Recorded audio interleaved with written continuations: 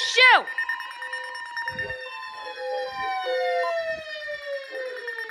River at Elizabeth Town. Wind from late tonight to Saturday morning.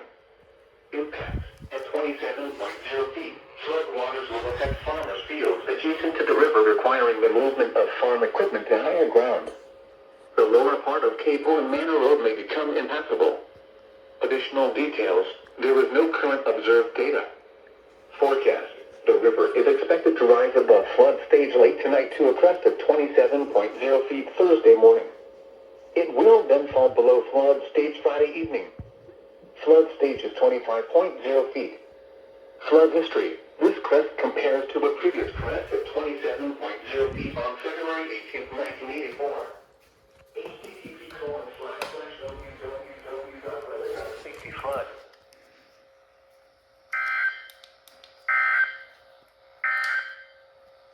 What? Minor flooding.